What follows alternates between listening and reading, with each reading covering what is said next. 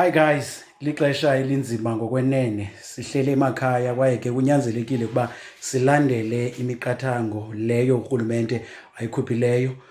Masiqinisekise kuba sizigcina sicocekile ingakumbi ekuhlambeni izandla, sizigcine emakhaya nanjengoko kuceliwe.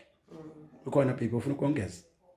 Oh yeah, ndingatsho kwisizwe sakuthi into yobana eli lixesha lento yobana sizame ukwenza ezo zinto siqonda ubana zezona nto zisakhayo ebesikade singakwazi uzenza ngokuya besi-free.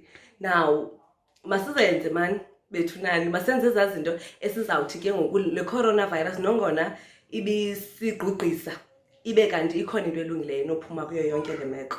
Masizigcine ngolo hlobo, sihlaleni sizintsapho sizikhusele kule ntsholongwane engumbulalazwe. Enkosi, sinqwenele lokuhle ngexesha linzima. Stay home and choose life.